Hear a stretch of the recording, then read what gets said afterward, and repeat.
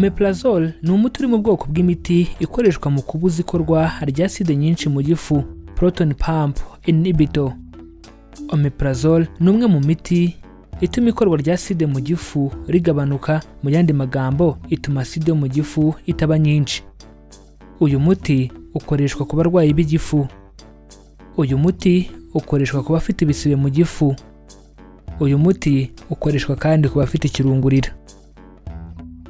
Muri iki kiganiro tugiye kurebera hamwe umuti wa Omeprazole uko ukoreshwa. Muri iki kiganiro kandi turamenya icyo kwitondera kuri uyu muti. Reka twibutse ko dukora ibi biganiro tugamije guhugurana no gusangizanya ubumenyi ku bijyanye n'ubuzima, aho tuganira ku ndwara turwara, imiti tuvura ndetse n'ibiribwa bikungahaye ku ntungamubiri zifasha ubuzima bwacu. Kubisangiza inshuti n'abavandimwe bawe no kudufasha gukomeza gusakaza ubutumwa ku muryango mugari w'abantu.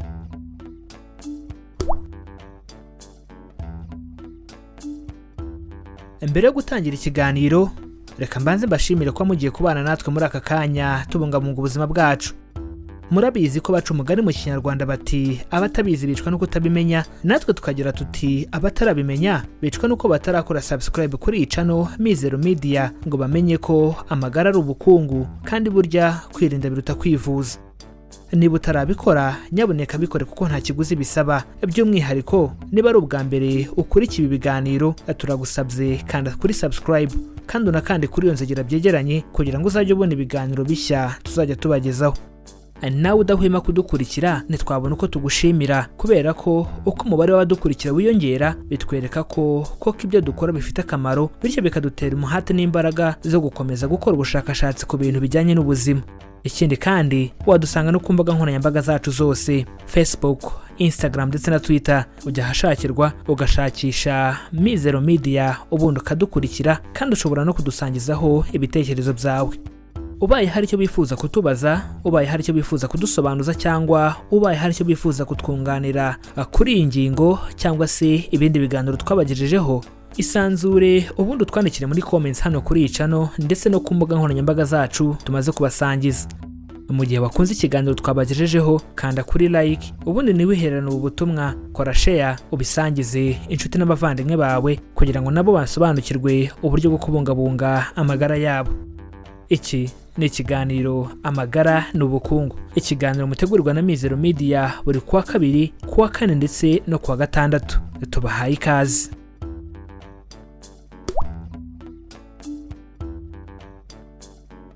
Reka dutangire ikiganiro turebera hamwe byinshi kuri Omeprazole.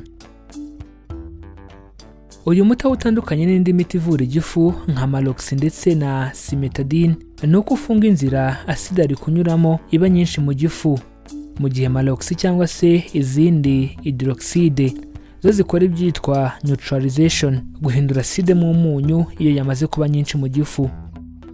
Omeprazole ishobora kunyobwa yonyine cyangwa se ukayifatana n'indi miti, cyane cyane iya amibe ndetse n'indi miti yica mikorobe, ubwo ni imiti ya antibiotique. Omeprazole iza ari ibinini bipfundikiyemo utuntu tumeze nk'udusaro. Omeprazole iza ari ifu ivanga n'amazi meza atetse ubundi ukayinywa. Umuntu mukuru anywa ibinini bibiri bya miligarama 20 byayo ku munsi. Ibi abikora mu minsi 14, ni ukuvuga ikinini kimwe mu gitondo ikindi nijoro. Ndetse no ku muti uvangwa n'amazi naho nuko bigenda.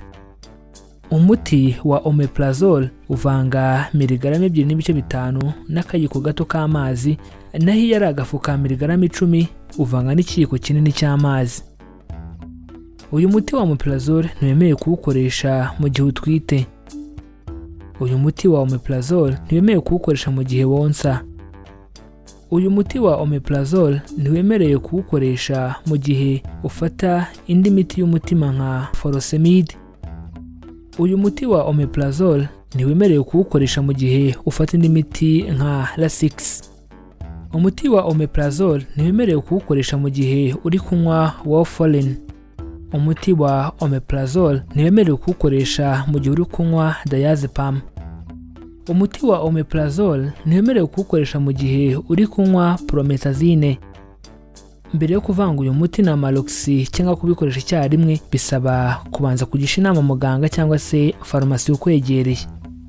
reka dusubiremo utu tuntu kuko ari ingenzi kugira ngo bidufashe gusobanukirwa neza uyu muti wa Omeprazole. Uyu muti utandukanye n'indi miti ivura igifu nka Malox ndetse na Cimetidine ni uko ufunga inzira aside ari kunyuramo iba nyinshi mu gifu, mu gihe Malox cyangwa se izindi hydroxide zo zikora ibyitwa neutralization, guhindura aside mu munyu iyo yamaze kuba nyinshi mu gifu.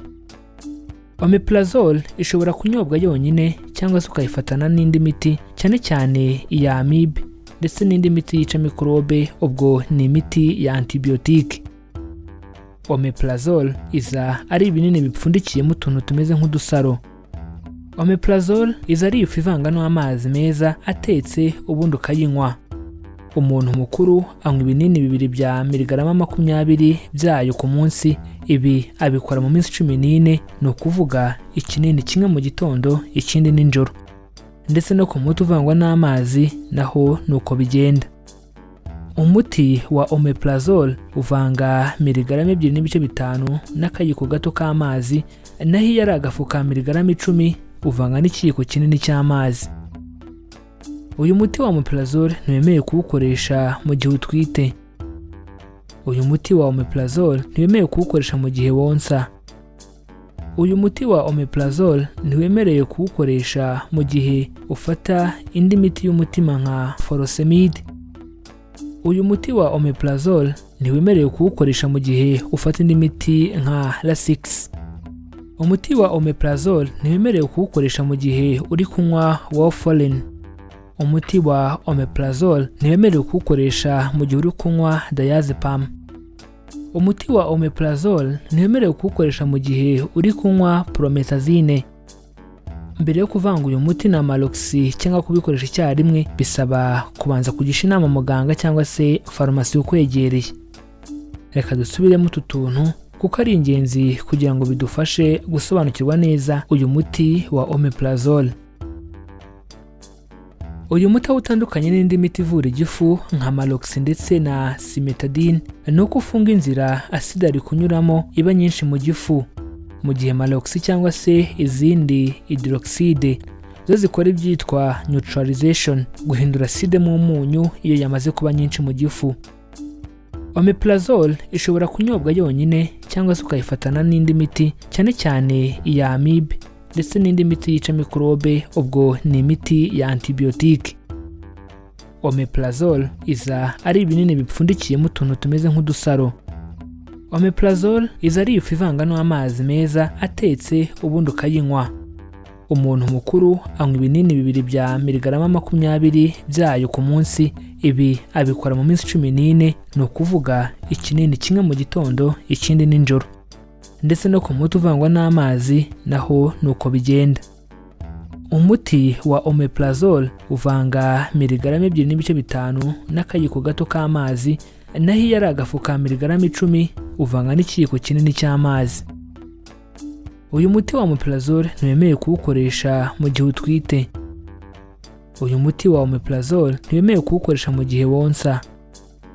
Uyu muti wa Omeprazole ntiwemerewe kuwukoresha mu gihe ufata indi miti y'umutima nka furosemide.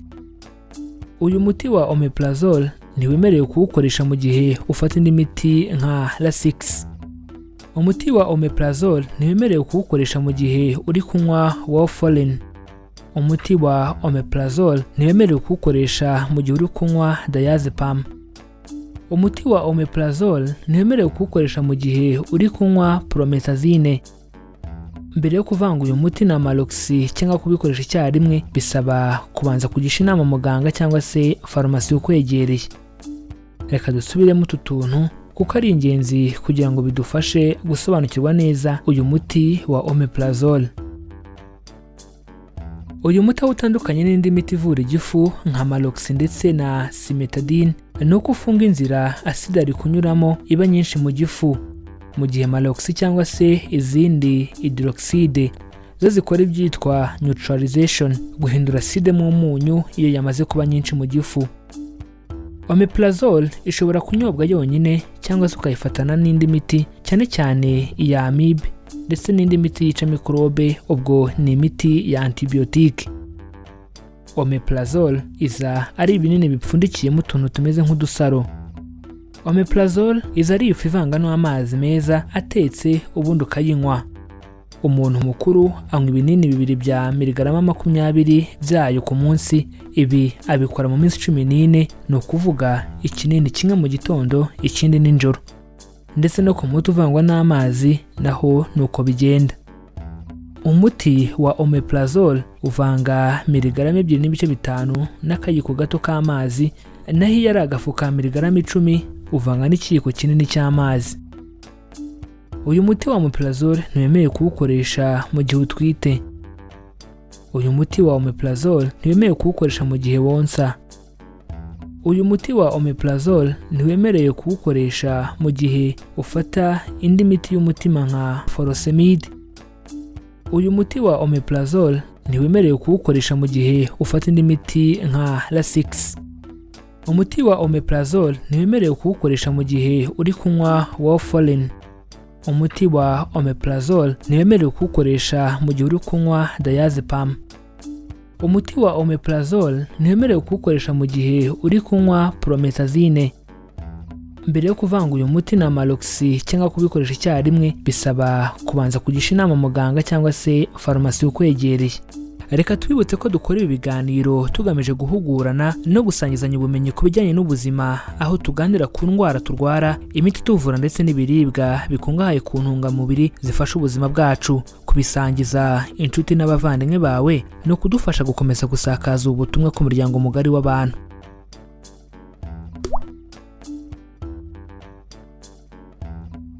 Reka mbashimire kuba mwafasha akanya mukabana natwe tubungabunga ubuzima bwacu. Bityo murabizi ko baca umugani mu Kinyarwanda bati abatabizi bicwa no kutabimenya, natwe tukagira tuti abatarabimenya bicwa nuko batarakora subscribe kuri iyi channel Mizero Media ngo bamenye ko amagara ari ubukungu kandi burya kwirinda biruta kwivuza. Niba utarabikora nyaboneka bikore kuko nta kiguzi bisaba. By'umwihariko niba ari ubwa mbere kuri iki biganiro tubagezaho, bakanda kuri subscribe kandi unakande kuri yonzogera byegeranye kugira ngo uzajye ubona ibiganiro bishya tuzajya tubagezaho.